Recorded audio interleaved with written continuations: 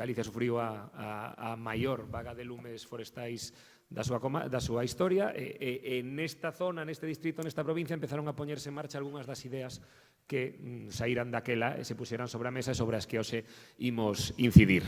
A idea é poder marchar daqui esta ampla representación de comunidades, de mancomunidades e de distintos representantes do sector con propostas comuns para trasladar, para acadar eses cambios necesarios neste novo escenario e que seguramente a forma de conseguilos é cunha postura común alonxada do tradicional minifundismo que forma parte da nosa cultura, non só no monte, senón prácticamente en calquera ámbito no que nos atopemos. Así que imos empezar coa visión científica e académica. Están conmigo Francisco García aquí, e Daniel Canosa ali, que son representantes da Fundación Juana de Vega, e Juan Picos, da Escola de Enxeñería Forestal de Pontevedra, da Universidade de Vigo, coordinador do proxecto Firepoctec Plus.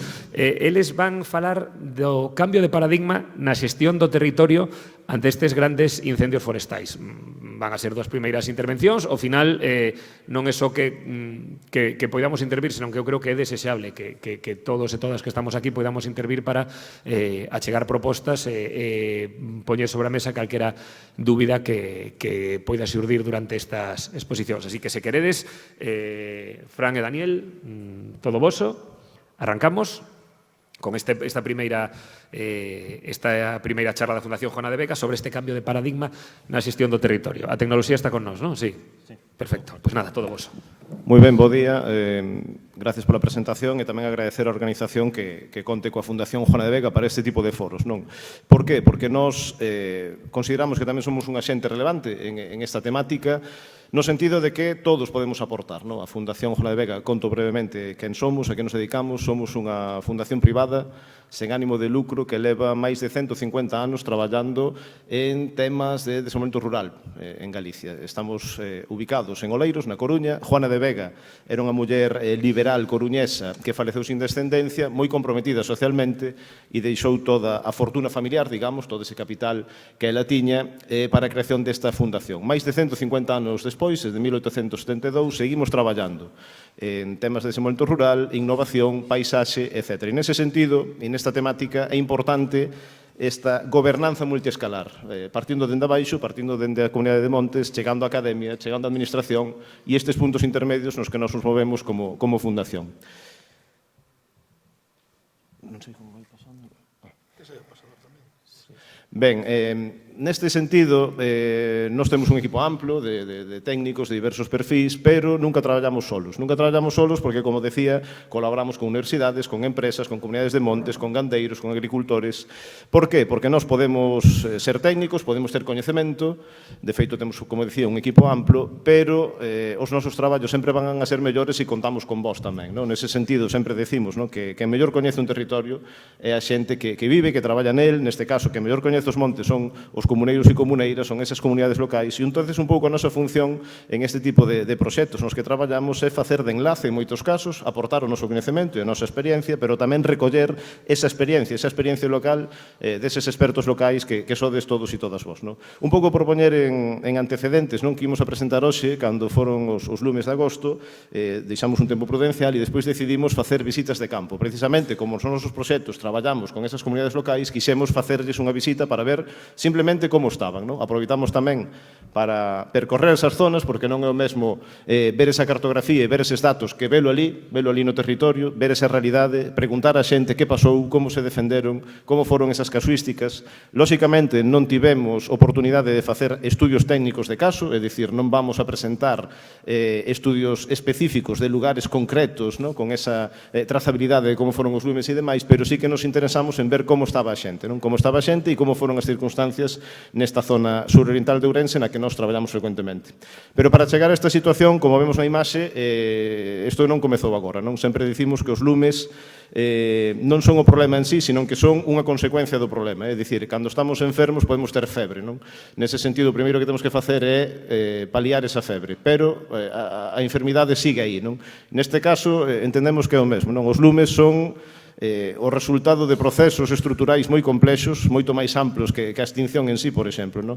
Nese sentido, entendemos que todo isto comezou xa nos anos 50 e 60, con todos eses procesos coñecidos de desagrarización, de abandono do rural, agora temos o tema dese reto demográfico tamén, etcétera, etcétera. Entón, a consecuencia é esa disfunción no territorio que nos leva ao que estamos padecendo. A modo de datos, pois o que vemos no gráfico.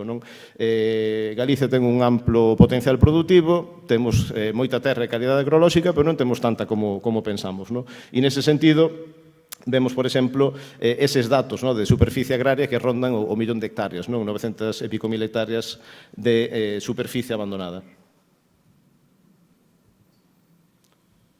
Ben, os datos, estes son datos actualizados desta mesma semana, máis alá deses debates que houve en cifras e demais, vemos como houve especial incidencia en esta área suroriental de Galicia, en esta provincia de Ourense, zonas de Lugo, que coincide xustamente con áreas de baixa densidade de poboación, con áreas de alto grado de abandono, con áreas de moitos espazos protegidos, como veremos nas seguintes imaxes. Vemos que a afección na rede Natura foi inmensa a nivel porcentual. Hai estudos recentes de compañeiros portugueses que estudiaron estas afeccións na rede Natura en espazos protegidos de Portugal que mostran que hai unha especial incidencia dos lumes precisamente nos espazos protegidos. Aí temos un debate e aí temos un tema que hai que tratar. E poñendo algún caso práctico, hai estudios, por exemplo, nas Fragas do Eume, que é un bosque atlántico teóricamente do mellor que temos en Galicia en ese sentido, e hai estudios de Diego Cidrás da Universidade de Santiago que mostran que, dende que foi declarado Parque Natural, a proliferación de eucaliptos, esa eucaliptización,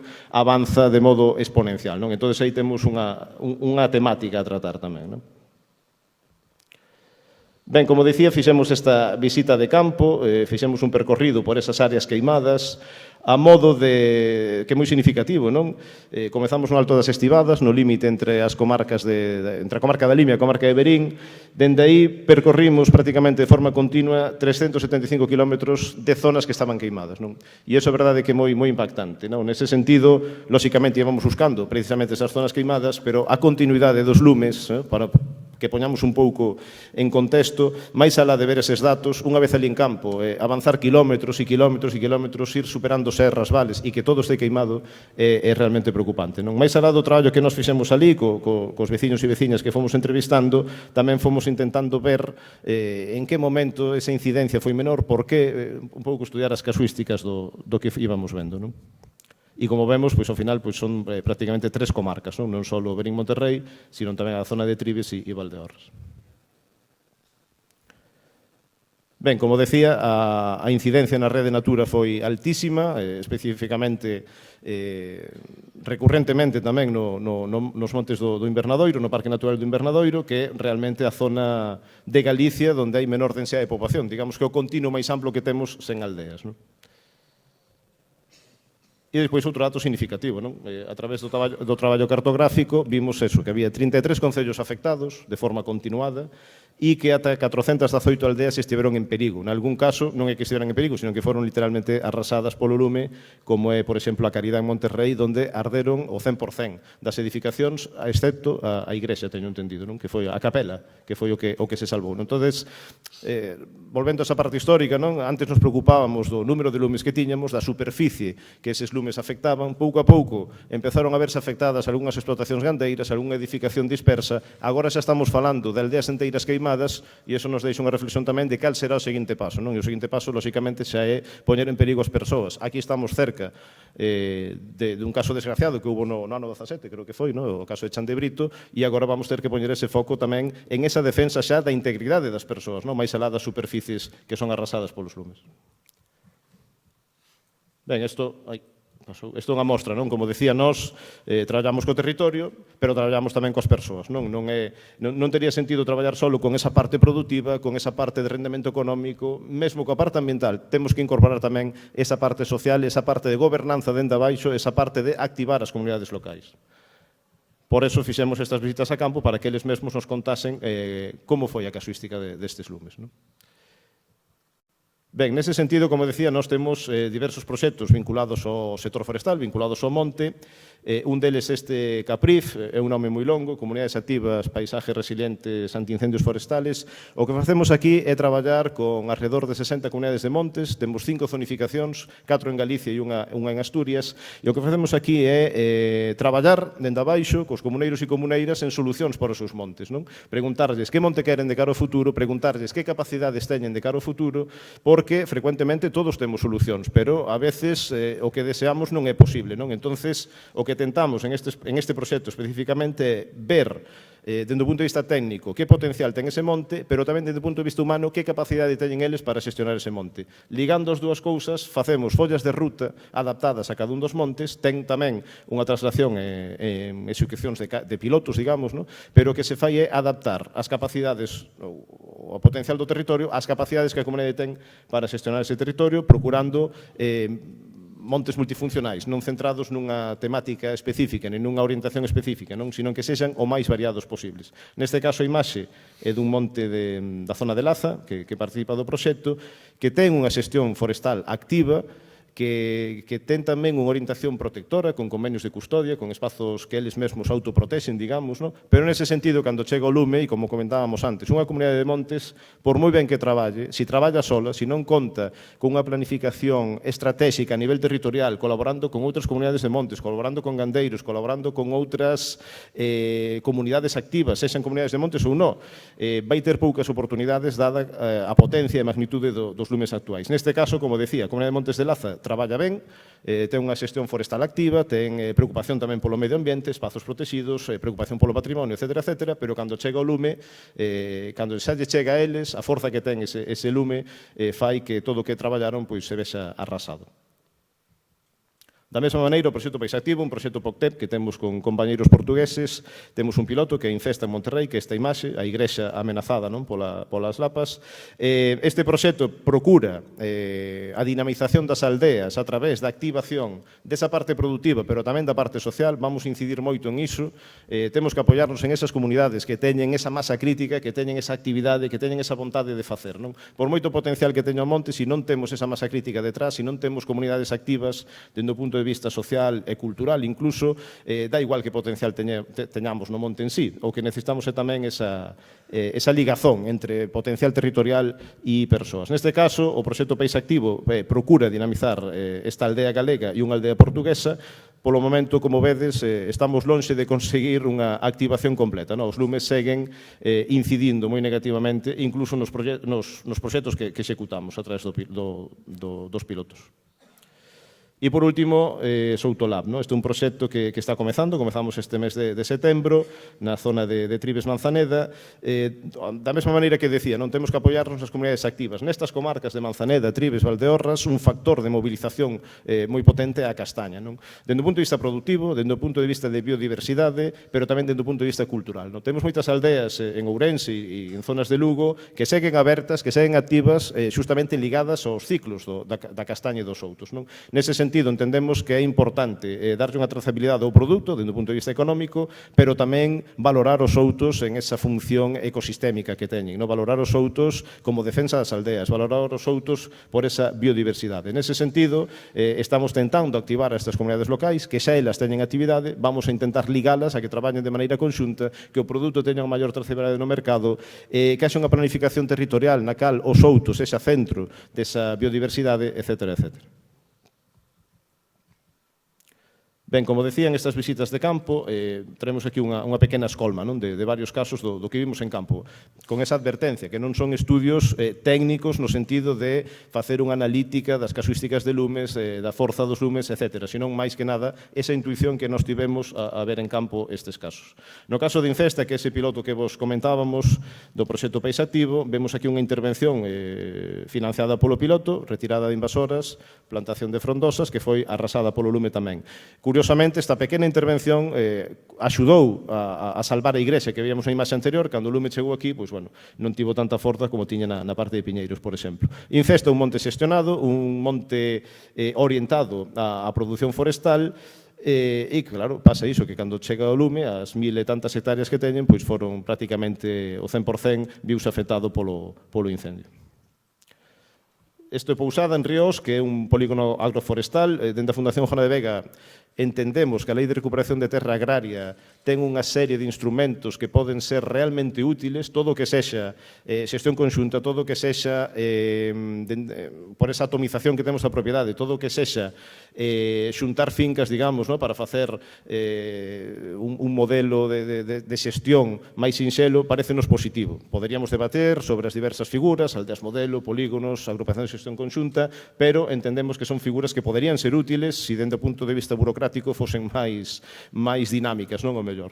Nese sentido, este é un exemplo significativo porque é un polígono agroforestal, fundamentalmente un polígono pequeno, pero fundamentalmente de soutos antigos. Había unha xestión veciñal, declarouse o polígono, houbo certas dificultades en esa nova xestión e cando chegou o lume, pois o resultado foi este. Que queremos expresar con isto? Que as figuras poden estar moi ben, poden estar mellor ou peor trazadas, pero a clave sigue sendo o que decíamos antes, que as comunidades locais, non me refiro, cando falo de comunidades non falo só de comunidades de montes, refírome á veciñanza, que haxe unha xestión activa do territorio. As figuras poden ser moi boas, pero non deixan de ser papel teórico, digamos.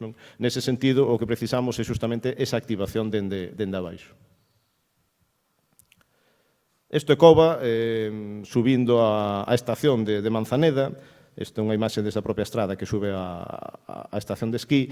E aquí vemos como arde todo, efectivamente, unha idea que quedou destes lumes é que xa nada sirve, non? É dicir, as frondosas tamén arden, os outos arden, arden, pero non arden da mesma maneira, non? Eso tamén é importante, non? Porque agora parece que xa nada vale, non? Pois as solucións clásicas, discontinuidades, carga gandeira, estas paisaxes en mosaico, con esas sebes, con esa humidade, non? Vinculada, pois, a toda esa zona de pastos e demais. Claro que arden, pero arden dunha forma diferente. E iso tamén é importante, non? Ir paliando a forza do lume, ter oportunidades de defensa a través de espazos como este, onde é máis sinxelo defender isto que unha toxeira, lóxicamente, non? Entonces, tamén esta imaxe sirve como unha defensa desas paisaxes en mosaico, desa matriz paisaxística, onde había unha combinación de elementos que dá unha oportunidade frente aos lumes, en este caso. E a modo de exemplo, por último, o caso de Lucenza. Lucenza é un exemplo que a nós nos parece magnífico en moitos sentidos, por esa xestión territorial que vedes na imaxe, pero tamén polo que decía antes, por esa activación sociocomunitaria. Lucenza é unha parroquia do Concello de Cualedro. Cualedro, como ben coñecedes, moitos os que estades na sala, poderíamos decir que é prácticamente a zona cero dos lumes en Galicia, a incidencia de lumes é increíble, cando vemos esas cartografías, pois é prácticamente un ano tras ano que vai ardendo. E no caso de Lucenza, o que fixeron foi unha activación dende abaixo, a través da asociación de veciños. A veces nin siquiera ten que ser a comunidade de montes, pode ser calquer outro tipo de asociación, organismo ou colectivo. Neste caso, a asociación de veciños, vendo a problemática que tiñan, comezaron fai 10 anos a introducir gando na contorna inmediata da aldea. En este caso, meteron cabalos arredor das casas para ir facendo esas labores de desbroce. Viron que eso funcionaba e actualmente, a través desas superficies do monte comunal, recuperaron a veiga tradicional, esa zona de agras que tiñan, esa veiga húmida que tiñan arredor da aldea, e andan agora mesmo, creo, por 120 cabezas de cachena. É dicir que, ademais de facer esas labores de desbroce, ademais de facer esa defensa da aldea, teñen aí un modelo productivo funcional, ecolóxico e con unha trazabilidade ben clara. Neste caso, a intención que teñen é seguir aumentando en superficie, seguir aumentando en cabezas e mesmo introducirse no mercado. Entonces, vemos que é un modelo que partindo de abaixo, como decíamos, partindo desa vontade e dese compromiso da veciñanza, pois ten resultados. Lóxicamente, tiveron dificultades porque foi un contexto terrible daquela zona, pero, ainda así, a incidencia en Lucenza, ou na aldea modelo de Carzoá tamén, que está ali ao lado, foi menor que noutras áreas da contorna. Quedamos 15 minutiños para a intervención. Digo porque como Francisco é o que fala pouco, prefiro dicirlo ele antes de que Daniel colla o relevo, digo para que repartades este tempo. E non lle paso ao compañeiro. E isto é a Castiñeira, en Vilariño de Conso. Aquí non temos ningunha figura da Lei de Recuperación, por exemplo. É unha poboación avellentada, en certo modo, pero temos 2 ou 3 gandeiros activos. Que temos en esta imaxe? Pois é o que decíamos antes, esa paisaxe mosaico tradicional.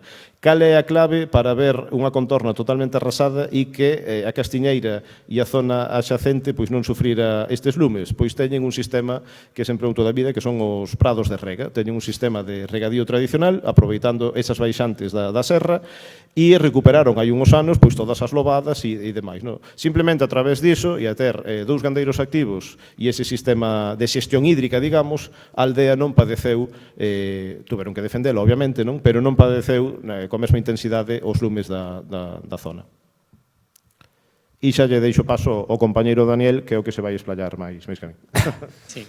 Pode intentalo, eu non che deixaría explayarte demasiado, Daniel, pero imos algo. Eu creo que neste cuarto de oriña máis ou menos que temos imos tentar cortar. Falo moito, pero falo rápido. Se se pasa un pouco tampouco imos cortar, non imos baixar o micro. Falo rápido porque sabedes que intentamos facer unha presentación moi visual, hai un aprendizaxe de todo o que falamos que non se pode explicar aquí en media hora, pero sobre todo o que queremos é que vexades un pouquiño este mapa conceptual que nos sacamos de todas as visitas que fixemos e con todas estas persoas que falamos, contextualizando nesa zona ourensana. Aí, reflexionando, os técnicos que estuvemos ali cas persoas, valorábamos que había unha serie de estereotipos que se viñan falando dos lumes, non? De ese minifundio que provoca tal, os pinos, que ese eucaliptos, que ese abandono, que hai que facer unha serie de cuestións.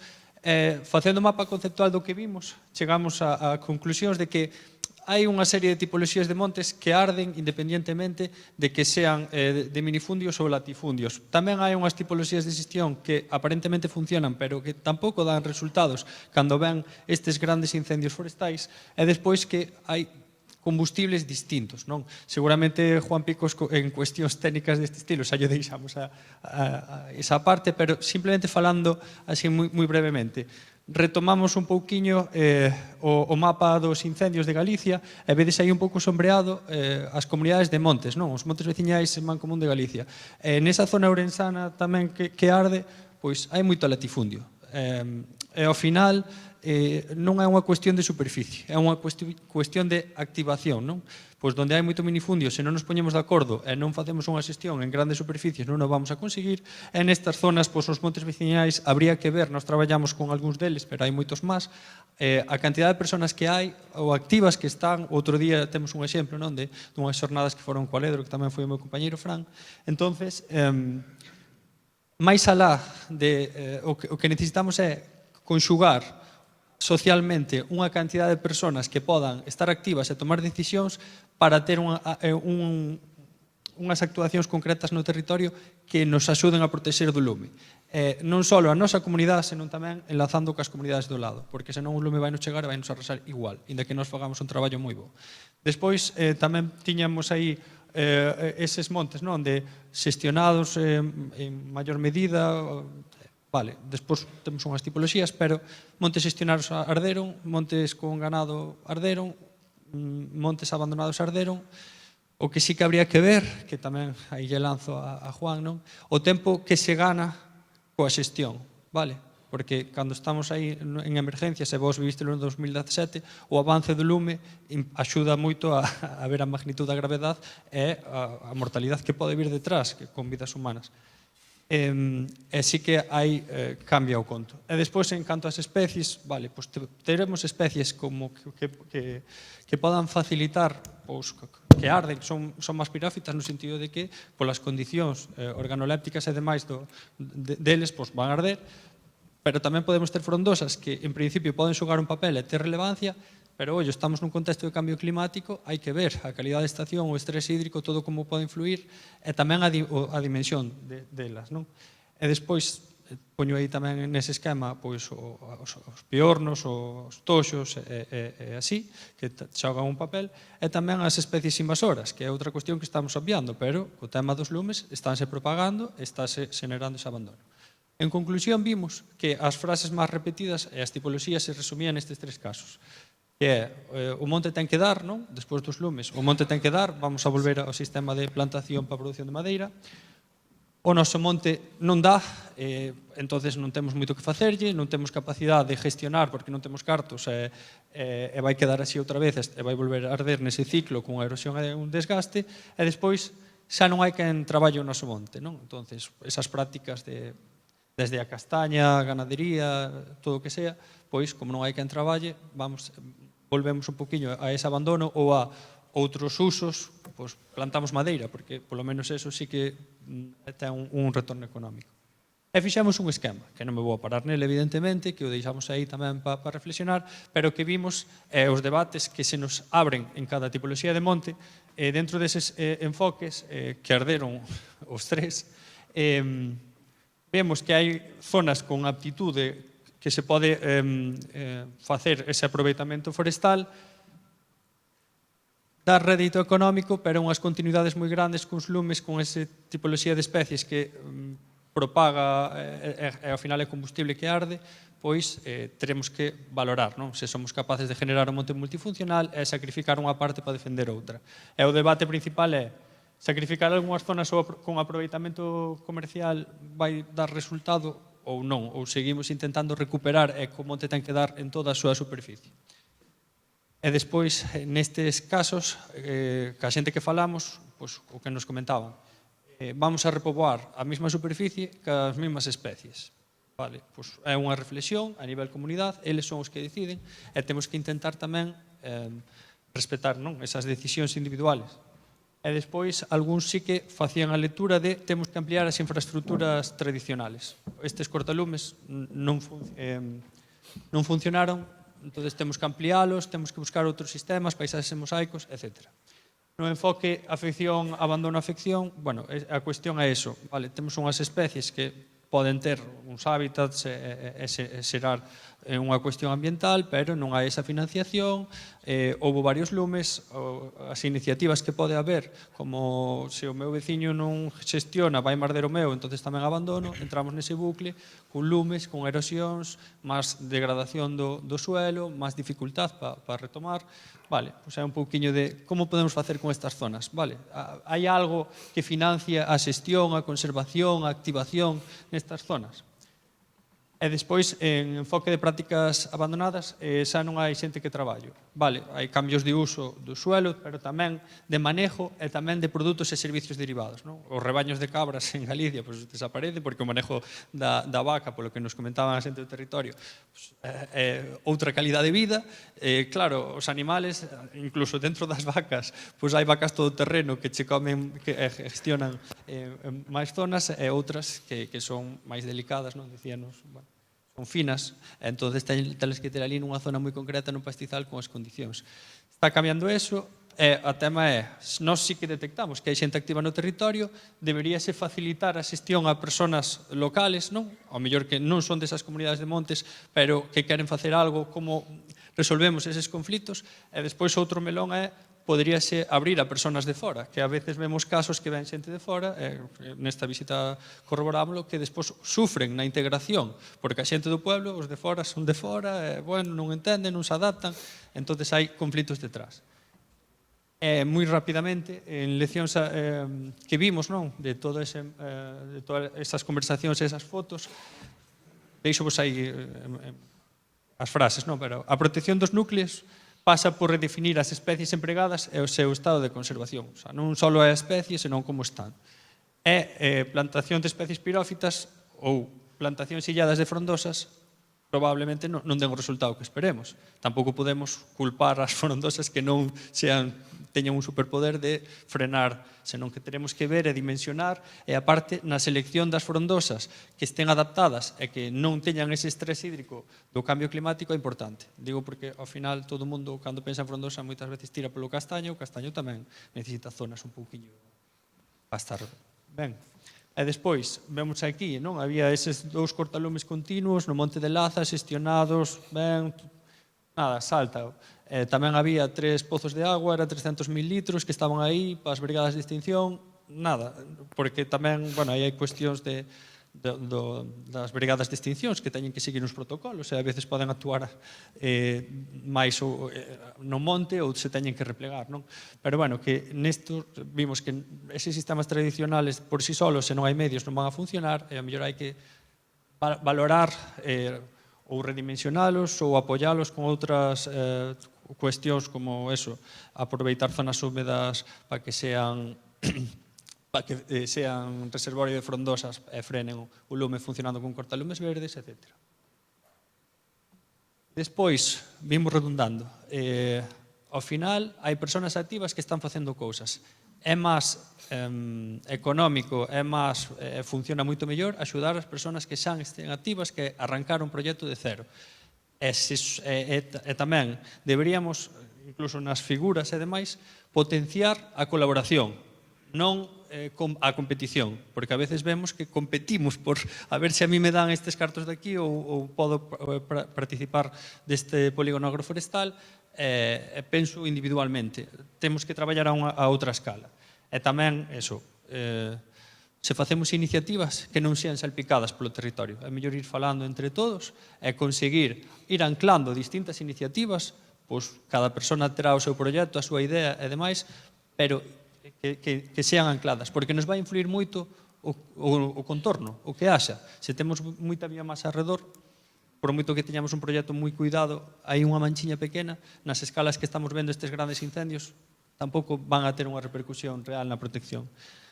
E tamén as infraestructuras son moi importantes pola rápida intervención, tamén pola evacuación das persoas que neste contexto de grandes incendios vamos ver que van ser moi relevantes, pero tamén ali contábanos moita xente que frente a situacións extremas tiñan que facer contralumes, non lles quedaba outra. E ter unhas infraestructuras no que apoialo ou non ter nada cambiaba bastante. E aí axudou a que certos pueblos se salvaran ou que non o pasaran tan mal e fixeron contralumes. Tuveron que facelos.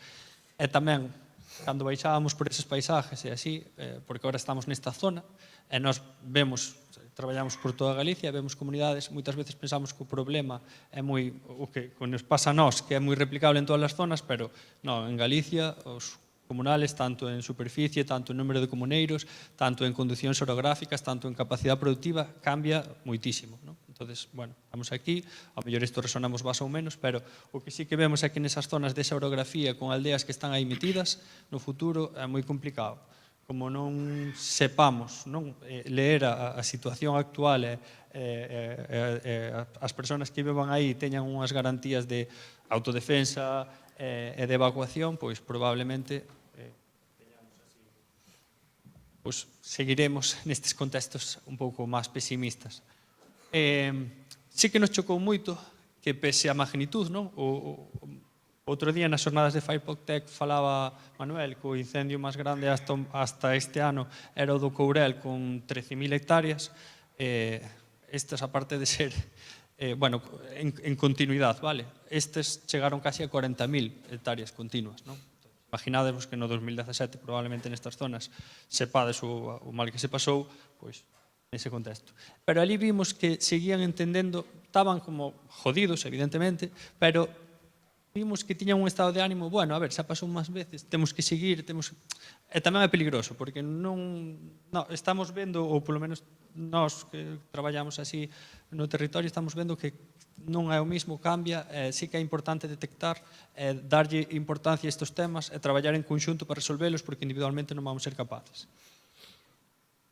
E despois, nós, unha cousa lógica vendo a dimensión destes incendios é que temos que traballar en solucións non individualmente con a comunidade de montes, senón con varias comunidades de montes, con propietarios particulares, coas figuras da Lei de Recuperación de Terras Agrarias, para conseguir en cada caso, en cada territorio, en cada zona, este tipo de solucións.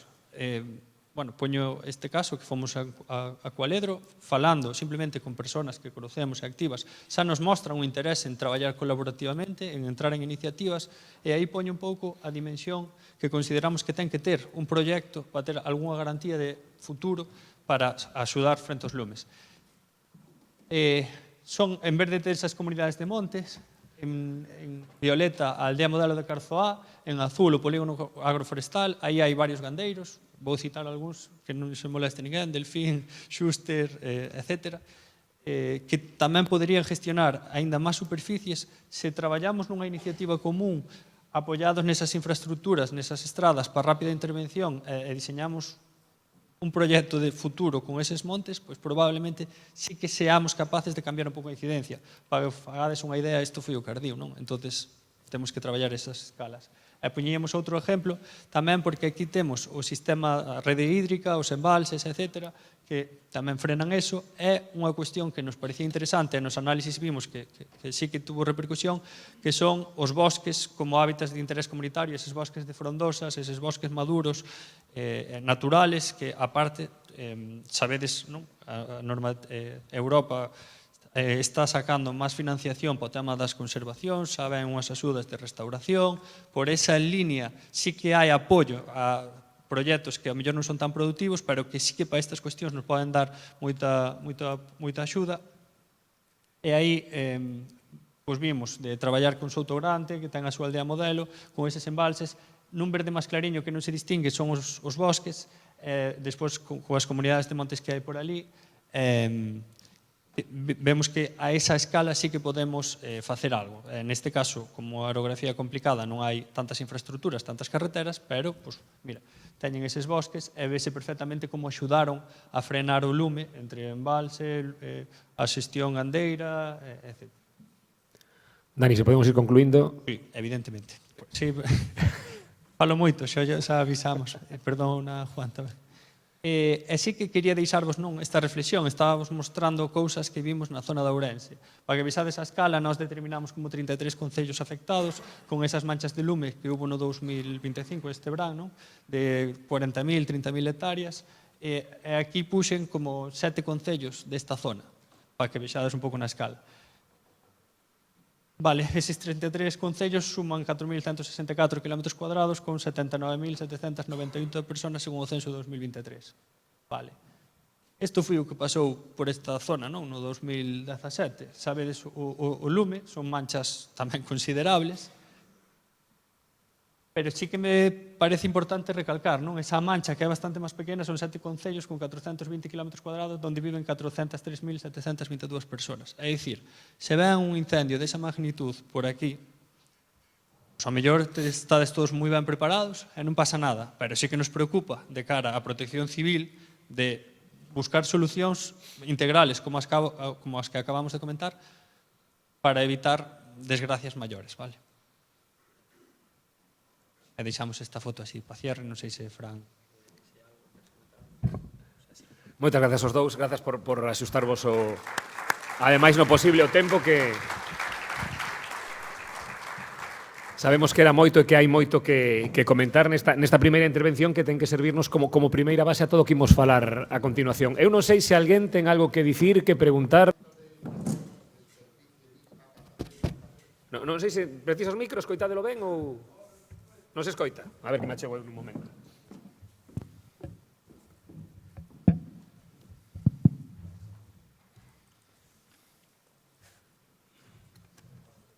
Gracias, buen día. Se fala moito de superficies, tamaños mínimos para que unha acción ou que sea eficaz. En niveles máis altos de organización ou de proxectos eficaces, cal é o tamaño real a que debe ser para facer un traballo serio? Por exemplo, a eurorrexión non sería unha medida para ser eficaz?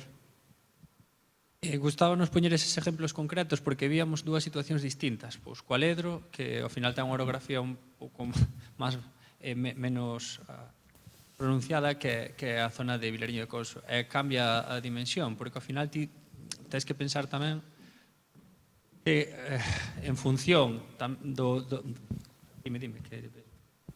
vale. Tens que pensar tamén que hai montes en Laza de 3.000 hectáreas. Aquí non sei cantos tedes, pero serán máis pequenos. A mellor conseguindo enlazar 2, 3 montes para iniciar un proxecto de cara a solventar, tes unha escala suficiente. Responderche algo estandarizado é complicado. Hai esa parte social. Tedes que ver cantos sodes, que queredes facer, e en función deso, cos recursos que tedes, escalar ese proxecto. E despois, aí tamén Juan Picos, que traballan desde a universidade con eses modelos de simulación do comportamento dos incendios forestales en función dos modelos de combustible, afinan muitísimo a repercusión que teñen estes recursos. Co cual, eu diríache que non quero estandarizar unha medida, senón que dime cantos montes e onde estades, con que orografía, con que rede hídrica, e a partir de aí valorarías un proxecto apoiándose en... Bueno, un pouco como di o compañeiro Daniel, non? Máis que falar dunha cifra concreto, dun dato concreto, casos prácticos, non? Eu, por exemplo, son de Morgadáns, de aquí de Gondomar, non? Entón, bueno, algo coñezo pola zona, non? E temos exemplos meritorios aquí na comarca, non? Couso, Vincios, Coruxo, montes que son hiperactivos na xestión, non?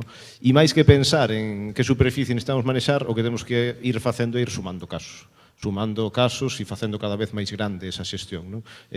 Multiplicando esas boas prácticas, digamos, aprender uns dos outros, ver como están facendo, colaborar con eles, planificar de forma conxunta.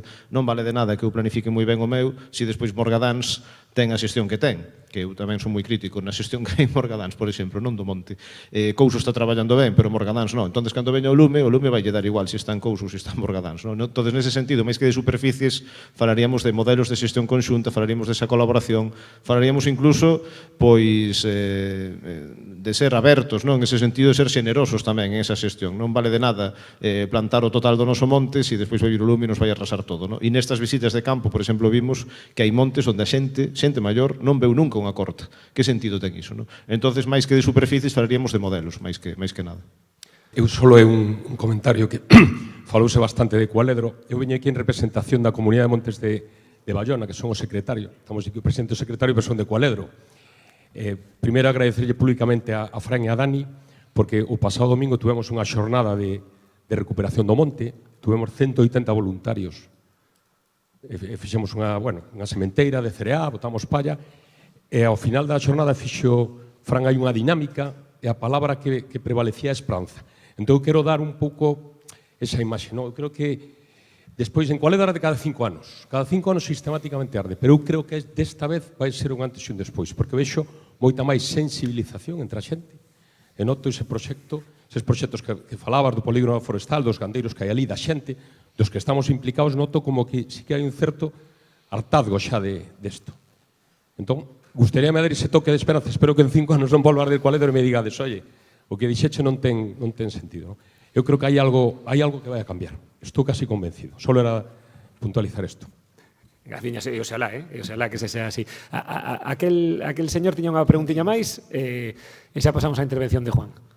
Que fala de 38 hectáreas, pero eses son montes protegidos. Pero o que ardeu en Galicia este ano foron máis de 140 hectáreas. Quer dizer, aí ardeu monte veciñal e monte privado. Ardeu Galicia, non? Entonces, e ainda por encima, nas zonas onde ardeu, zonas onde hai xente moi maior, e que a gestión ainda por encima é da propia administración, da Xunta de Galicia. Son moitos montes conveniados, consorciados, e os de xente protegida xa non temos nada que dicir. A competencia da Xunta de Galicia, directamente. Ese por un lado, para cargar. Depois falade de que se consiguen moitos proxectos, sí que é certo que se consiguen moitos proxectos, hai moitos fondos europeos para conseguir proxectos, pero o que a mí me falta mirar é, cando me faz un proxecto de fondos europeus, por que non vai asociado o seu importe para poder desarrollarlo? Porque, claro, me faz un proxecto, pero depois eu non teño medios, con que o desarrollo? Esas son preguntas. E depois creo que a outra, creo que é un erro dos que falaron, que me falan de montes comunais. Claro, a mí se me fala de montes comunais me estás falando de Castilla, porque en Galicia montes comunais apenas hai. Os montes que temos aquí son veciñais, non son da administración, son de veciños. Me imagino que é un error semántico, non? Que se pode que non foi intencionado, que é así. Simplemente as 3 aclaracións de momento. Rápido. Sí, o último, perfecto apuntado. Despois, na primeira das cifras estaba aí, sacando o Copérnicos, pusamos as dúas, non? A de Red Natura, que eran as 39.000, e as outras que eran casi 140.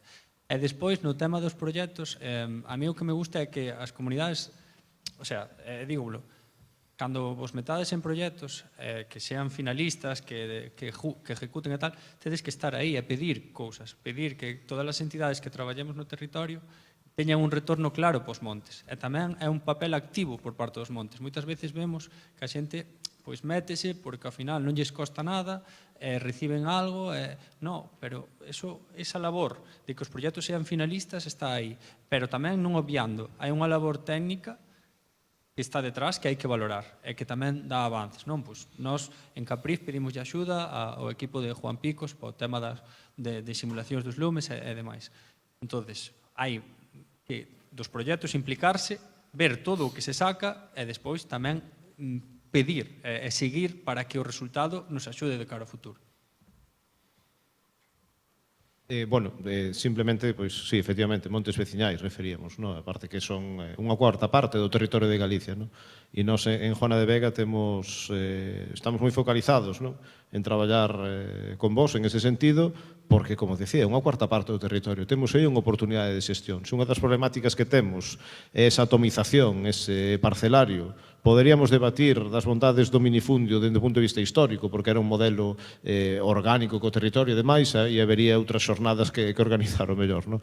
Pero na situación actual necesitamos manexo de amplas superficies, e os comunais e os montes veciñais nos ofrecen esa oportunidade, non?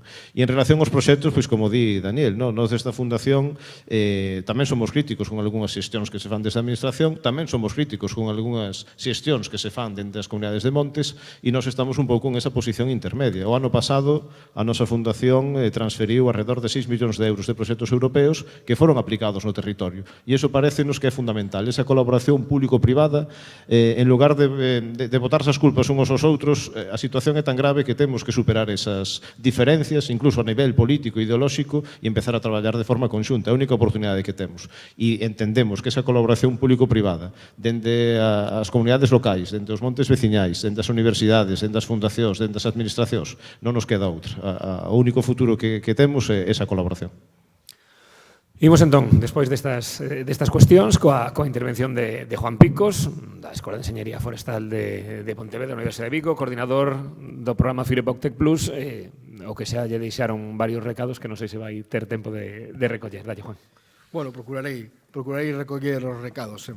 Sempre fun bastante ben mandado cando nos mandaban, co cual intentarei facelo. Ademais, afortunadamente, pois os meus predecesores tocaron algúns dos temas que eu traía, co cual vou forrar algunha curva, o mellor tamén gañamos algo de tempo, aínda que en algunha cousa sí que redundarei, porque probablemente algunhas cousas que traio referente aos incendios deste ano sexan complementarias ao que xa se dixo. Primeiro, isto é obligado, como coordinador do proxecto FIREPOCTEC, pois únicamente comunicarvos que é un proxecto que está a coordinar a Universidade de Vigo, que ten todos estes parceiros, todos estes beneficiarios, máis de 16 ao longo de toda a raya hispano-portuguesa. É un proxecto Interreg entre España e Portugal, e temos socios Andalucía, Algarve, parte central de Portugal, Extremadura, Castela León, Galicia e Alto Miño. Nos, aparte de coordinar o proxecto inteiro, estamos a traballar no Baixo Miño e Alto Miño, que aínda que están colocados noutro orden, o seu nome é así, o Alto Miño portugués e o Baixo Miño na provincia de Pontevedra, e despois farei algunha alusión aos resultados deste traballo. Un pouco para ser conscientes da magnitud do sucedido este ano, isto que ven aquí, este mapa, ten en vermello todos os incendios entre o 2000 e o 2024 na Península Ibérica, e en azul, non sei se se ve ben, sí, en azul os que sufrimos este ano.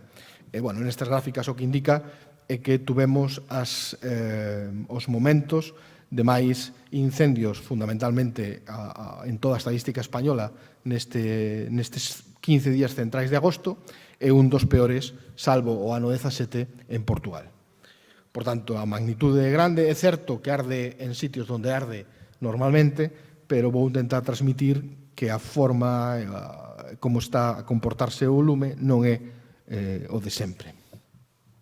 E se vamos aos datos que publica o Pladiga, a Consellería de Medio Ambiente, que isto é hasta o ano 24, que como ven é o último ali da serie, e que probablemente era o ano onde todo o mundo poderíamos pechar o chiringuito e dicir xa non hai problema, non temos casi incendios, non temos casi superficie ardida. O mellor, probablemente un dos millores anos da serie histórica. 2.600 hectáreas ardidas no ano 24. Houbo algún momento no incendio de Larouco que en 2 horas arderon esa cantidade de terreo.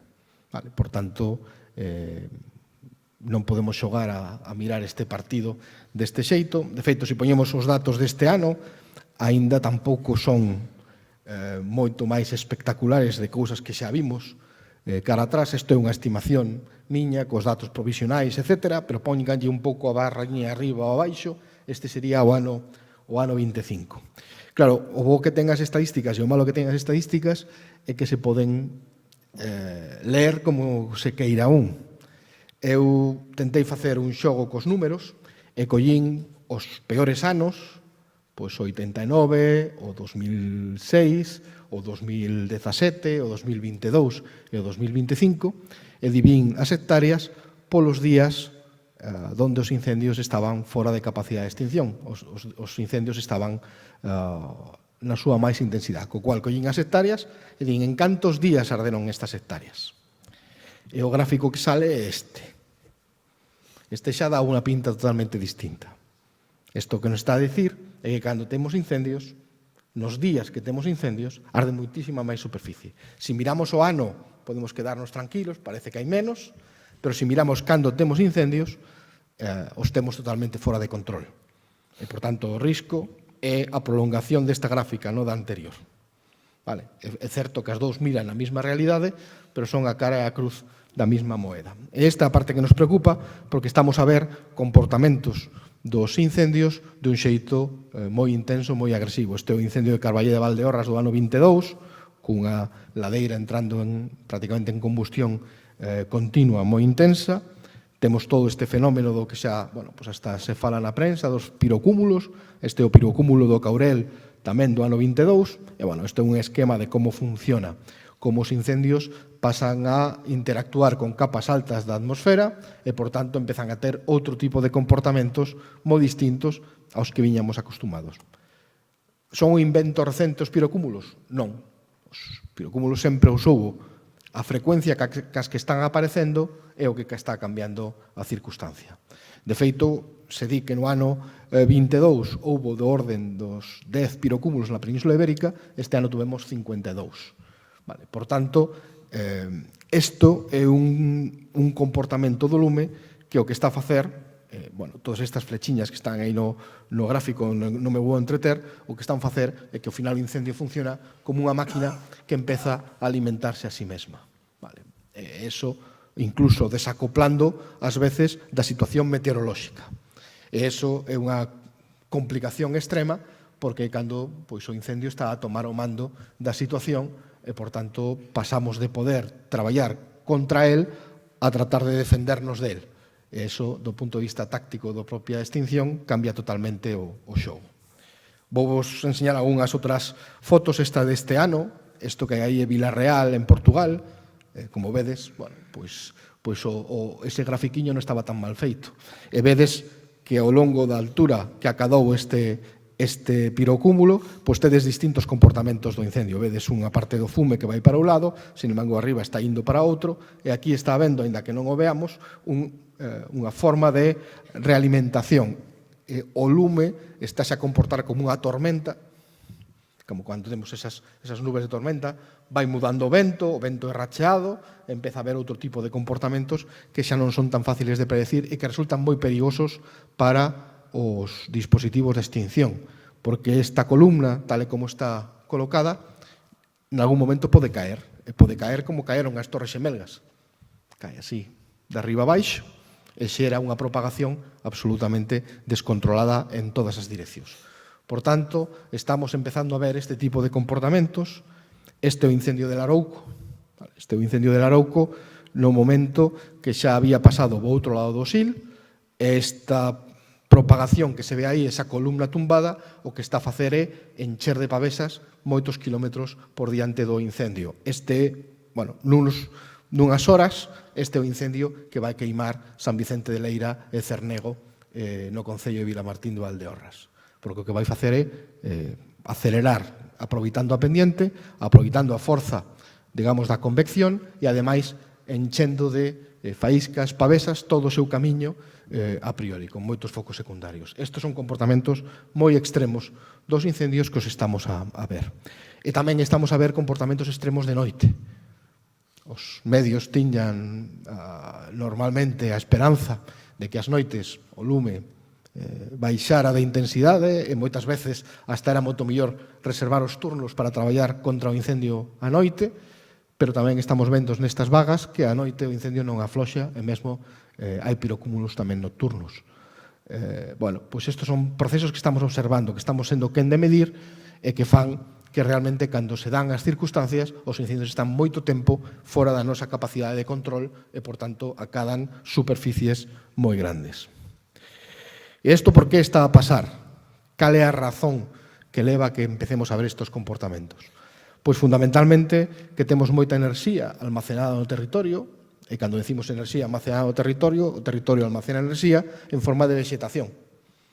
A vexetación é unha acumulación de enerxía, é o que chamamos o combustible, cando falamos de incendios forestais, pero unha enerxía que está aí almacenada, non ten por que estar materializándose hasta que non ocurre algo, pero está ali, está agardando pois o momento donde se dan as circunstancias.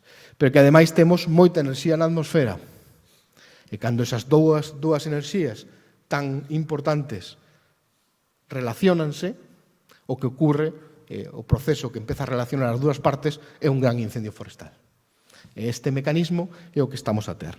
E vou pasar rapidamente. Temos moita enerxía na atmosfera. Este é o desequilibrio enerxético da atmosfera medida pola NASA e, como ven, ese desequilibrio enerxético vai aumentando nos últimos anos, moi vencellado ao cambio climático. E a enerxía do territorio, como chegamos a tela, non? Trouxen esta foto de Vigo, é unha foto, unha postal antigua. Se despois algún ten idea de cales son eses montes que están aí atrás, que mellor non se ven moi ben, eu sempre os atribúo ao Galiñeiro, sendo Vigo, sendo un monte rochoso, non estou seguro que sexan, pero, menos a postal di que isto era Vigo. Este señor andaba a carretar o toxo e o estrume que baixaba dos montes para fertilizar as leiras. Fixemos un cálculo máis ou menos redondo que daría que para fertilizar 450.000 hectáreas de superficies agrícolas farían falta 5 millóns de toneladas de estrume ao ano. 5 millóns de toneladas de estrume ao ano.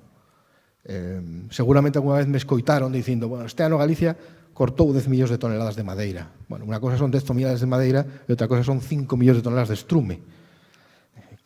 Facer unha tonelada dun piñeiro grande é moito máis fácil que facer unha tonelada de estrume recollido no monte e baixado nun carro. E cando lle poño esta foto aos meus alumnos, sempre se sorprenden da cantidade de biomasa ou de toxo que leva o carro. Eu sempre lle digo, digamos que non miren eso, que miren como están as vacas. Miren os cuartos traseiros das vacas e se van dar conta de cal era realmente a enerxía que facía todo ese traballo, que era a necesidade. Porque se as vacas, que eran unha ferramenta de traballo, tiñan esta fame, pois hai que ter en conta o que estuvemos facendo. Pois esas 5 millóns de toneladas ao ano que se quitaban todos os anos, onde están desde que deixamos de quitalas? Onde están? Algúnas están na atmosfera, porque arderon, pero outras están no territorio. Estes son fotos dos incendios deste ano. Eso que teñen á izquierda son xestas. O que teñen no medio son acacias e o que teñen á dereita é un monte bravo de piñeiro metido ali nun rochedo. Isto é o que está a alimentar os incendios. E isto é unha foto que eu tomei en Larouco, nun sitio do Escardeu. Estas son xestas de máis de 4 ou 5 metros. Esos son os millóns de toneladas que íbamos sacando, desde que deixamos de sacalas, siguen estando no territorio. Esta é a enerxía que está almacenada no territorio. Este é o parte do motor que está a facer. E podemos sumar, ademais, a superficie forestal ou o que queramos. Pero temos un feito, enerxía no territorio e enerxía na atmosfera. José Antonio Vega, que foi profesor meu e que foi responsable de incendios do centro de Lourizán moitísimos anos, calculou que entre o 73 e o 2009 aumentou un 56% o combustible fino, as ramiñas finas, o de menos de 6 milímetros, o que fai a primeira propagación do lume. E iso significaba, e non vou entrar moito no caso, que ademais, ao estar moito máis seco, e moito máis seco é suficiente que nas súas parcelas baixaba un 2% a humedade do combustible, do 14 ao 12, etc. Pero voume quedar cas dúas partes de abaixo. El calculou que a intensidade do incendio entre o 73 en Ourense e o 2017, nos días peores, aumentou un 150%, e a dificultade de extinción nun 400%. E tamén na provincia de Pontevedra, un 46 e un 103. Significa que ca mesma meteoroloxía asumindo que a meteoroloxía non este peor, non teñamos máis días de risco, pero cando temos un día de risco, un incendio que ocorre ese día é moito máis difícil de apagar, por culpa da cantidad e do estado do combustible. E todo apunta a que esas dous cosas ainda van a ir a peor. Por lo tanto, estamos ante esta situación no territorio. E, obviamente, o resultado, este é unha foto do satélite meteorolóxico EUMETSAT, que ten un sensor que mide a enerxía, as fontes de calor, e como ven aí, estas son as fontes de calor no 25, e como ven toda a zona ardida, vanse da escala. Esta escala é unha escala mesmo logarítmica, bueno, pois nesa zona os incendios tuveron unha enerxía brutal. Este é o resultado desas dúas cousas. E, ademais, sempre nos gusta falar das hectáreas, pero as hectáreas ahora mismo só están contando a mitad da historia. Isto é unha imaxe do norte de Portugal, 2 anos onde ardeu prácticamente a mesma superficie. No 85 arderon 292.000 hectáreas e no 2005 268.000 hectáreas. A superficie total é a mesma. O patrón de como ardeu, como xa ven, é totalmente distinto. Unha, moitísimos incendios moi pequenos e outra, moi poucos e moi grandes. Por tanto, estamos cambiando as reglas do xogo. O sea, non estamos enfrentando o mesmo. Seguimos vendo as lapas, vemos o fume, pero xa non estamos vendo os mesmos lumes. E máis que nada, para ter tamén unha idea, e voume ir os datos de abaixo, porque xa se falaron, hasta o 2022 sempre dixemos que nunca tuvemos un incendio en Galicia de máis de 10.000 hectáreas. Era como o noso teito de cristal. Non era de todo certo, porque no 2017 tuvemos un de 9.000 e pico, digamos, o que empezou en Padrón se acabou en máis alá de Ponte Caldelas ou de Soutomaior e toda esa zona, e mesmo tuvemos o das Neves, que se sumamos a parte portuguesa, probablemente sí que acadaría moi cerca das 10.000 hectáreas. Pero, bueno, sempre dicíamos eso, nunca tuvemos un incendio de máis de 10.000 hectáreas. No 22 tuvemos 2, Carballeda e Caurel, e 2 que empezaron no mesmo día. E mesmo se contáramos o Invernadero que ardeu en 2 veces, tamén teríamos un perímetro de máis de 10.000 hectáreas. Vamos quedar en que tuvemos 2. Pero que no 25 tuvemos 2 de máis de 3.000, de 30.000, un de máis de 20.000, aínda que se contamos o de Porto, que a parte de Zamorana tamén xa teríamos máis de 20.000 hectáreas, e outro de máis de 10.000 na Mezquita, só na parte da provincia de Ourense. Pero logo tuvemos uns cuantos que o problema desto que o umbral da dor sube tanto que ahora xa un incendio de 1.000 hectáreas parecenos pequeno. Antes parecíanos o grandísimo incendio e ahora parecenos pequeno. Pero isto que está a pasar, en moi pouco tempo vemos como os datos aumentan moitísimo. E indo un pouco ao que contaba Latino, gustoume a pregunta porque traía máis ou menos eses números, e fago a referencia que vou falar só de superficies en Ourense e Lugo e ata o 31 de agosto. Por si non cadran os números que dixeron os meus compañeiros, eu parei a conta no día 31 de agosto. En Ourense arderon, ese sur de Lugo, 500.000 parcelas catastrales. 500.000 parcelas privadas catastrales, das cuales 225, o Inventario Forestal Continuo de Galicia di que son non forestales. Vale, 500.000, medio millón. Moitas delas nunca se saberá que arderon, porque o propietario xa non o sabe. Vale, pero arderon medio millón de parcelas catastrales. 250 montes veciñais, dos cuales 68, máis dun 90%. Vale. E agora ven o que decía Latino. 65.000 hectáreas en montes veciñais, dos cuales 37.000 eran xestionados pola Xunta de Galicia. E 28.000 non tiña xestión pública, se supón que xestión privada a través da comunidade ou o que toque. Máis ou menos a proporción, cual mesmo incluso hasta habería un balance contrario. Pero tamén arderon máis de 5.000 hectáreas de montes propiedade da Xunta de Galicia. Teríamos que entre os de xestión públicas de montes públicos arderían 42.000 hectáreas.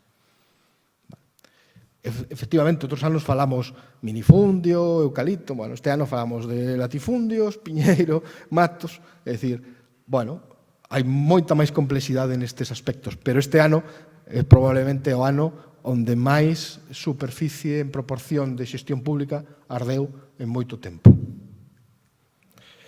Ademais, deses montes, 45.000 eran hectáreas ordenadas, Bueno, os montes ordeados tiñan 92.000 e máis ou menos Ardeo a metade desa superficie, 45.000. Co cual, ás veces decimos, bueno, a ordenación é unha boa ferramenta, pero non é unha vacuna infalible.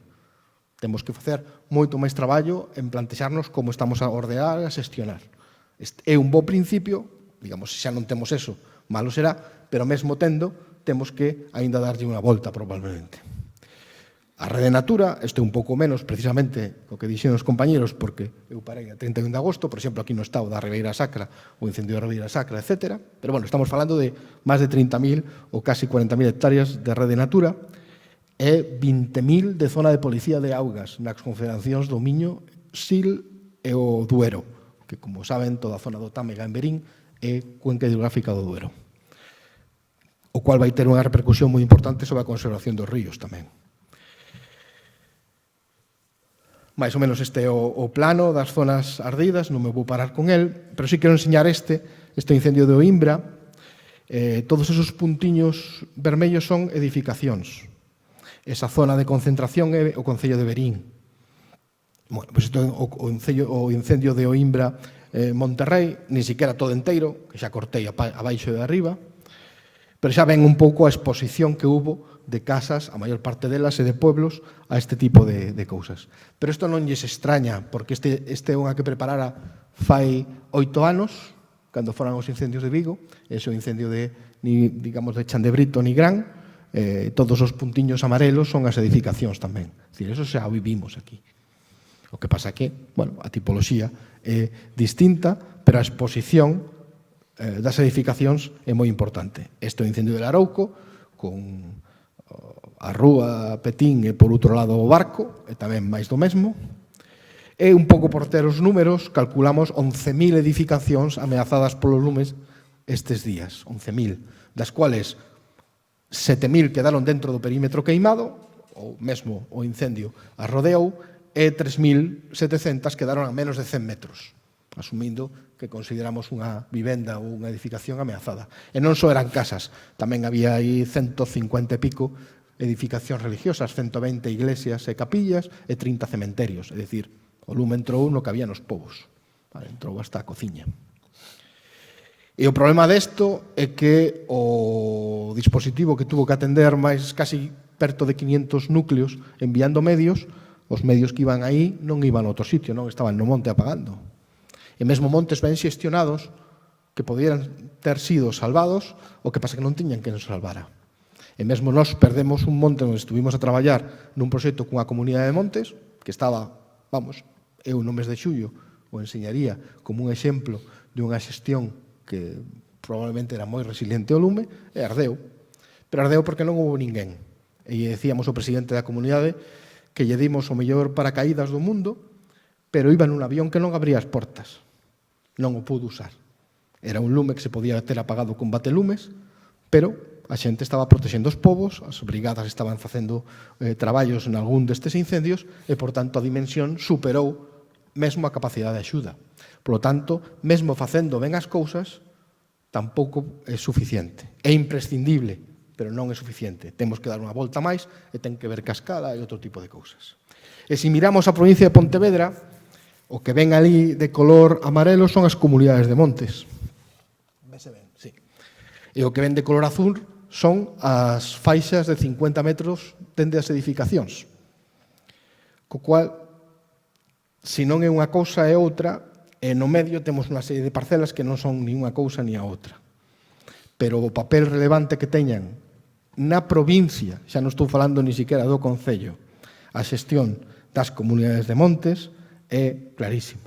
E, por tanto, non hai maneira de protexer a provincia de Pontevedra sen a colaboración e o traballo cas comunidades de montes. Ese é un tema que vostedes teñen que facelo saber ante os responsables que teñen que planificar como debe ser a defensa desto. Porque non hai outra. Son vostedes propietarios ou copropietarios entre todas de boa parte do tablero de xogo. E, por tanto, temos que poñernos a traballar neste eido. 5 minutiños. Sí, vamos a ir a un pouco que estamos a facer no Baixo Miño. Como algúns tamén seguro que nos veron varias veces, e ademais estou disposto a contalo as veces que sexa necesario, non se preocupen que non me vou meter moito en lerías técnicas. Que fixemos? Non queremos aprender do que nos pasou. Queremos prepararnos ante o que nos pode pasar, que o mellor non é o mesmo. Non é o mesmo o incendio que eu coñecín na miña comunidade co que me pode pasar, porque o estamos a ver. Sempre temos o problema de que nos é fácil explicar o que pasou cando pasou. Somos o mellor entrenador de fútbol no luns pola mañán. O que é un bo entrenador é o que sabe no venres e sabe a quen convocar para o equipo. O noso problema é que parecenos que cando vemos o incendio entendemos o que pasou, pero non somos capaces moitas veces de darnos conta antes para facelo, e chegar antes de que eso nos pase. Que estamos nos intentando facer? Pois apoiándonos en algunhas ferramentas tecnolóxicas, como son os simuladores de incendios, estamos a queimar o territorio. O Baixo Miño queimamos 4.000 veces virtualmente.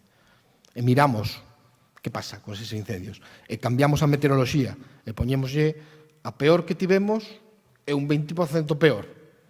E vemos a ver que está a pasar. Cando collemos, e teñen aí unha foto, esa especie de caminiños aí que se ven vermellos, son as zonas de propagación dos lumes. Cando collemos todas esas zonas das 4.000 simulacións que facemos, nos queda o mapa que vostedes teñen a este lado, ese que é de color verde. Pero eso que está en vermello é os lugares do territorio por onde máis veces é probable que pase o lume. E agardamos que este sexa un mecanismo para advertirnos de cales son os sitios onde sería máis eficaz investir diñeiro en prevención para o conxunto digamos, do distrito. Vale, e o que facemos é unha selección, buscamos eses puntiños, facemos como que fixéramos aí un traballo de prevención e volvemos a correr todas as simulacións outra vez e vemos se fai diferencia. E como ven, facendo algo de prevención neses puntiños seleccionados ou non, pois al menos cambian os colores. Parece que os lumes tenden a pasar algo menos por aí ou a chegar máis tarde. E volvemos a gañar tempo, e ese tempo é o que nos dá probabilidade de que tamén os medios cheguen. Nos simulamos sin que haya nadie apagando o lume. Poñemos o lume a andar. Ao principio nos decía a xente, eso non é real, porque ao final acaban chegando a motobomba, acaba chegando a brigada. Bueno, sabemos que non sempre acaban chegando. O problema será cantos lumes hai, cantas casas hai ameazadas e que problemas temos. Por tanto, este é un xeito de buscar áreas que nos dean pistas de onde ir a mirar. Obviamente, despois imos a mirar, este é un exemplo dunha delas, e miramos que se podería facer aquí. Vale. Miramos ao revés. Os compañeros miran ao monte, miran a comunidade, ven como a melloran, e nós intentamos entender como vai o lume e buscamos onde sería o sitio onde eu podería facerlle unha emboscada. As dúas aproximacións van nos dar moitas pistas sobre onde é máis eficaz poñer os recursos. Porque moitas veces facemos moita prevención onde podemos, pero non onde debemos. E necesitamos dar ese salto. E volvendo á pregunta que se facía, como de grandes deben ser as cousas? Pois volve a ser contexto, depende. Isto é unha montaña, moito máis pendente, outro pode ser un val, moito máis encaixonado, outro pode ser directamente a defensa dunha aldea. É o contexto que nos vai dicir. Isto nos indica onde tes que mirar, e no sitio é máis fácil entender que é o que hai que facer. E, bueno, estes son algunos exemplos que fixéramos que non me vou a parar. Por último, esta, prometo, che, Luis, que é a penúltima, pero esta non. Isto é o boletín oficial do Estado do 29 de agosto deste ano. No medio da vaga de incendios, o goberno saca un real decreto precisamente con este tipo de cousas. Non lles vou ler todo isto, pero no fondo é que en algo que estuvemos formulando desde o ano 2018, a consecuencia do que aprendimos dos incendios do 17 é que existían estes puntos donde poderíamos intentar facer que o incendio cambie de comportamento. E chamámoslle zonas estratégicas de xestión. Aquelas zonas donde temos que poner recursos e temos que dar un marco xurídico para facelo. Porque ás veces, para defender mellor unha comunidade, o punto non está dentro da comunidade. O mellor está nas parcelas particulares que están abaixo. E debemos ter un mecanismo xurídico que se sea capaz de facernos intervir onde é moito máis eficaz. Bueno, pois este ano, por primeira vez, o goberno saca un real decreto, para o meu gusto, apresurado e a destiempo, probablemente fruto dos tempos políticos que vivimos, onde todo o mundo intenta moverlle así e ao outro, pero sí que fala do que levamos un tempo dicindo que debería haber un marco xurídico. Empeza a verlo. Por tanto, debemos prepararnos precisamente para localizar, aprender a localizar eso e conseguir que os incentivos poderán ir aí. E aí eu creo que o traballo conxunto que se está a facer nas mancomunidades e nas comunidades en sí mesmas de tratar entre todas localizar que é o que é mellor para o conxunto probablemente sexa moi importante para aproveitar este marco xurídico. Se non, vai volver ser outra páxina no Boletín Oficial do Estado ao que probablemente ninguén lle faga moito caso. Pero sí que temos aí unha oportunidade. Eu creo que vostedes teñen que ser os que aproveiten e non agardar que sexamos exclusivamente nós ou a Xunta a que diga aquí ou alá. Moitas gracias.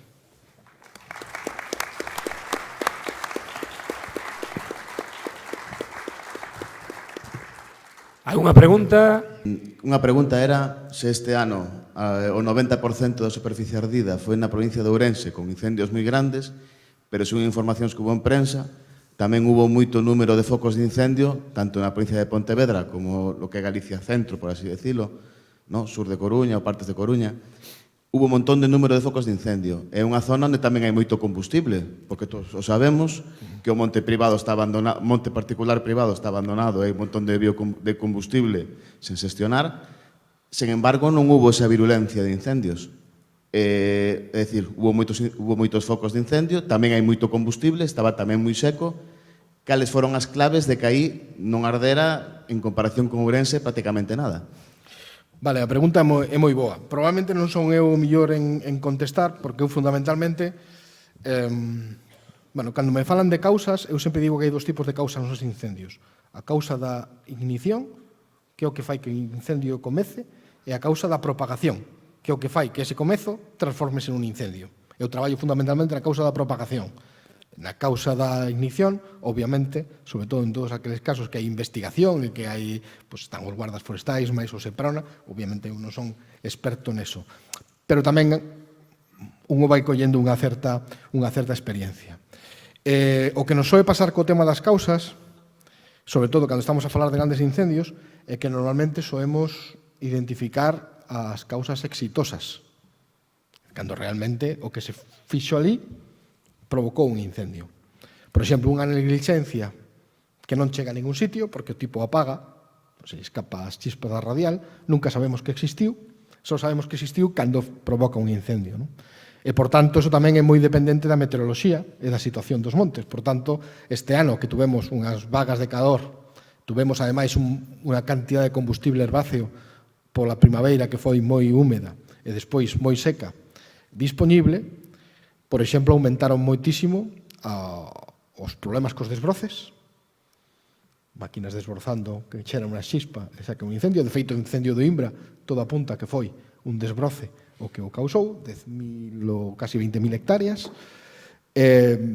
Moitos incendios de vehículos estropeados paran na cuneta e tamén teñen, e probablemente moito máis éxito dos que poñen o lume con gañas de que queime unha determinada área. Se temos un verán moi húmedo, pois é probable que o seu éxito sea máis baixo e mesmo os medios cheguen antes e podan sofocalo. Non? Por tanto, eu sempre relativizo moito estas cousas. Si é certo, al menos polo que día a Consellería, que no mes de, se non me lembro mal o número, no mes de agosto houbo 373 incendios, pero tamén hai que recordar que no ano 95 tuvemos 15.000 incendios no ano en Galicia. Entón, o número de incendios realmente está baixando, aínda que o problema é o éxito que teñen. Que haya moita diferencia entre Ourense e Pontevedra, pois pode ter que ver co número de focos, pero probablemente ten que ver co éxito. E sobre todo co éxito en zonas como puda ser a montaña ourensán, donde, aínda que estábamos por riba 2.800 metros, aí en Manzaneda, tuvemos noites que nunca baixaron de 20 grados, humedades por baixo de 20 en algún momento do día. Non? Eso realmente é moi fora do sitio na montaña. Aquí na costa, en outros sitios, non é tan raro que eso ocurra en verán. Non? E tamén é certo que temos unha seguinte consecuencia. No momento que empezamos xa a ter grandes incendios, os números de focos secundarios aumentan e o número de reproduccións tamén aumenta, porque os medios están indo tan rápido que o traballo de rescaldo, o traballo de remate dos incendios non sempre é todo o dedicado que pode ser, porque hai que seguir a protexer un pobo. Por tanto, estás deixando atrás algo que, cun cambio de vento, volve a reacender. Por tanto, o tema das causas é un tema que hai que analizar sempre con moito contexto. Non teño exactamente cal é a causa, digamos a diferencia. Sei cales son os factores que pudo estar afectando. E sei cales son os factores que realmente probablemente non explican de todo a diferencia entre o ano 24 e o 25. Non significa que o 24 non queimara a ninguén e o 25 nos puxéramos todos os galegos locos a queimar. Non, probablemente tuvemos máis éxito aqueles que queimaron e as consecuencias fixeron que os incendios foran moito máis grandes. E é que Picós acaba de falar de que é necesario que as comunidades de montes colaboren na provincia de Pontevedra para prever os incendios. A miña pregunta é, voto de menos que non se falase nada das fincas privadas. En que situación están as fincas privadas? Eu pertenezco a unha comunidade de montes e é de pena que nos partamos a crisma tendo o monte ordenado, limpio e logo ver todo o que temos arredor. Vale, é totalmente certo. Probablemente non insistí moito, pero vou aproveitar a pregunta para facelo. Gracias. Primeiro, falamos de comunidades de montes porque sabemos que as comunidades de montes están preocupadas. Probablemente o que ten a finca abandonada non está preocupado. A ten abandonada e o problema é para outro. Por tanto, un pouco a apelación ás comunidades de montes non é por ser culpables, senón por saber que están preocupados por conseguir que non lles arda o monte.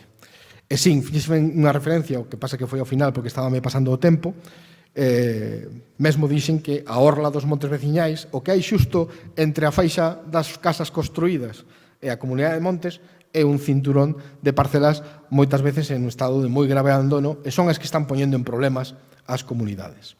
O traballo e o concepto destas zonas estratégicas de xestión e o que eu agardo que se consiga é que a legislación permita a acción da administración naqueles sitios que se demostren que esas zonas son un peligro para as comunidades ou mesmo para as viviendas. Temos que ser quen de dicir o problema que vai dicir a Xunta sempre ocurre é por que vas cortar a parcela de Manolo e non cortas a parcela de Benito?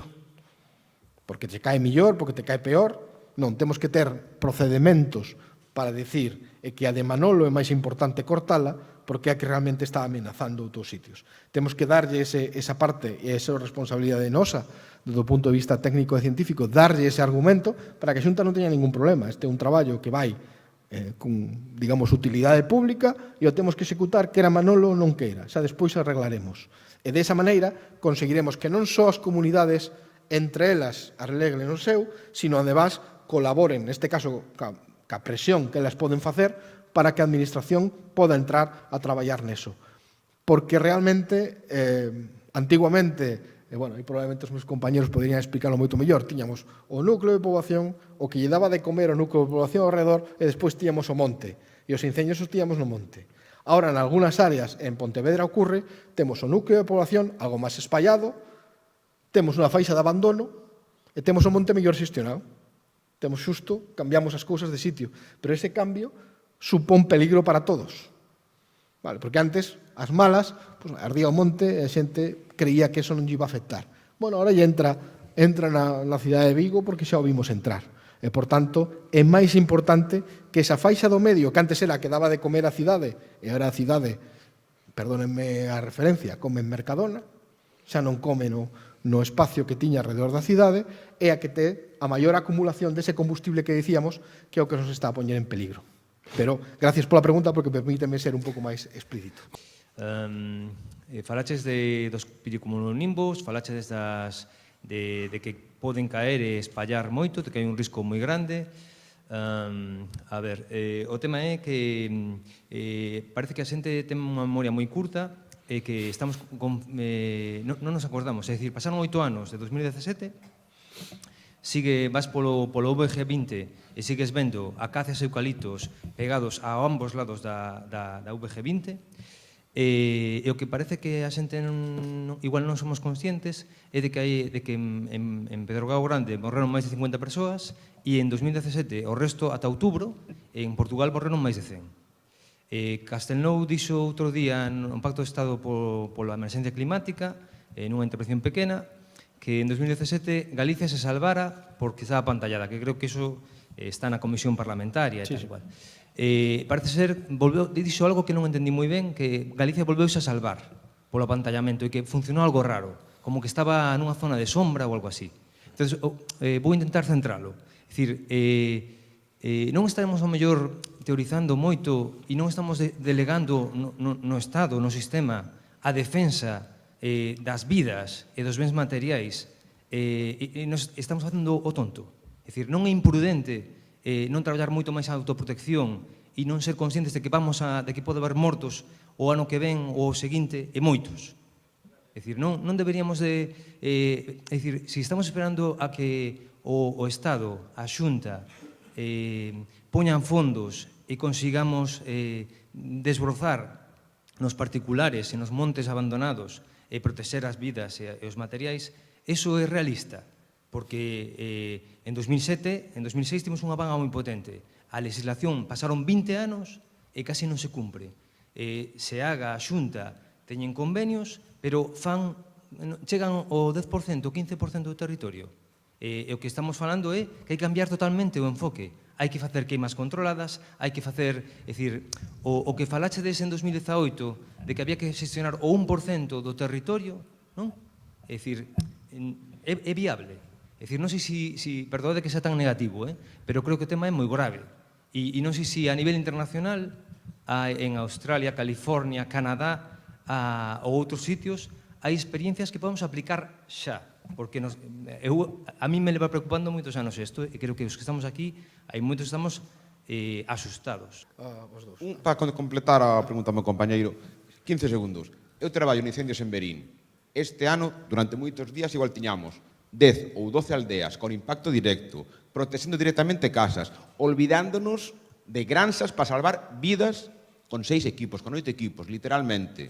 Non é que non podemos pensar no monte, é que tiñamos menos medios de salvamento das persoas que persoas en peligro. Despois do 17 hubo un dictamen no Parlamento donde expertos, donde creo que Juan estiveches presente, por eso che facemos a pregunta dende as 5 mancomunidades, donde se deron unhas recomendacións para traballar isto. Se puxeron deberes para facer eso, e eso con bastante acordo parlamentario entre todos, porque había consenso sobre ese tema. Que é dese tema? E particularmente que é de unha ferramenta que necesariamente temos que pôr encima da mesa, e que o falaremos despois na mesa de mancomunidades, que é o plan de distrito como ferramenta que coordine e alinee ao traballo de Xunta, concellos, deputación, comunidades, e que nos poñamos a facer os deberes. É para estar preocupado por responder a Marcos. E mesmo non vou explicar a alguén que estuvo nos incendios de Verín como son os incendios de Ourense. É dicir, eu vexo desde a miña tranquilidade e as miñas pantallas, e mesmo despois vou, porque se vou no medio estorbo, ou vou antes ou vou despois. E, por tanto, si este ano vivimos situacións moi malas, pero non son as peores. Un pouco Castelnau se refire a eso. Se refire a que non podemos a día de hoxe asumir que non levamos suficientes avisos. A realidade vai subindo un escalón de cada vez. Sempre parece que nos sorprende, pero sube un escalón, e xa está avisando. Mesmo este ano, pois estamos a falar dun incendio de 30.000 hectáreas, pero es que en Portugal tuveron un de 70.000. E cando estábamos no 17 decíamos, hombre, nos veu mal, pero mira os pobres portugueses. Pois os pobres portugueses do 17 son os pobres orensás do 25. É dicir, isto xa o estamos vendo. Cambiar isto é difícil. Estar asustado, bueno, hai que estar asustado, hai que ter a responsabilidade. Estamos neste risco. Por tanto, é moito máis importante o que todos fagamos. O vai arreglar o Estado, o vai arreglar a Xunta, o vai arreglar as comunidades de montes, o vai arreglar os propietarios das casas, porque moitas das casas, ás veces, non están autoprotexidas e hai que protexelas no peor momento. Quen o vai arreglar? Pois temos que arreglarlo todos, cada un, no atribución das súas competencias. E un pouco tamén a apelación ás comunidades é, oiga, non esperen que lle fagan, intenten liderar a parte que lles corresponda o mellor que podan, porque hai unha parte que poden mellorar. E do punto de vista do que decía Xosé Antón, do famoso dictamen, bueno, eu creo que comparto boa parte do que dicía o dictamen. O que pasa é que, como era Marcos que decía, temos a memoria moi corta. O primeiro ano dictamen, o segundo, o terceiro xa temos outras prioridades, o cuarto xa se nos vai olvidando, e agora temos outro sopapo e queremos volver a inventar a pólvora, non? Que volver a coller eso, é dicir, que de isto sigue vixente, probablemente siga todo, e temos que volver a empezar a seguir a lista da compra, esa que se fixera naquela altura. Pero políticamente e socialmente a memoria é corta. Por tanto, tamén creo que hai un bo papel para vostedes que son xente organizada e xente que realmente está a preocupar e que quere traballar sobre isto, que non paren como non parou a Mancomunidade de Vigo dende o 2018 ou 2017 con todos os temas. Ás veces conseguiron cousas, outras veces siguen sin conseguir, pero hai que estar dando a matraca como un martillo pilón, decíamos esta mañán, unha e outra, porque no momento que se afloxe a presión, pois a política aparece outra prioridade polo medio. Rapidamente despístanse, e como can seguindo os coches. Xa vai detrás do coche e xa non volve para casa. Pois isto é o mesmo. Por tanto, creo que hai que manter a presión e, ademais, na medida do posible, hai que levarlles ás veces as cosas tamén feitas. Mira, as comunidades somos quen de nesta parte chegar a este acordo. Necesitamos X e presionar para conseguilo. Entón, non hai que estar tranquilos. Arderon 100.000 hectáreas, 100 e pico mil hectáreas, casi todas en Ourense, pero temos 2 millóns máis para arder. É dicir, isto, no 2005 ardeu moito en Ourense, no 2006 sabemos onde ardeu. É dicir, non sabemos. Isto non é... Bueno, xa pasou, agora vamos a estar uns anos tranquilos. Bueno, xa nos van pasando. Se miramos 8 anos despois como está o que ardeu, que nos quedaron unhas pedras e que nos parecía que eso iba a estar negro durante moito tempo, pois xa temos para arder de sobra 8 anos despois en montes dos montes de alrededor. En moitos non se fixo nada. Casi están peor que estaban o día antes de arder. Por tanto, isto non se pode parar porque nos va en lelo. Que o problema é que non temos ninguén que o resolva por sí mesmo. Ou facemos entre todos, ou pouco faremos. Damos as gracias a Juan, a Francisco e a Daniel polas súas intervencións.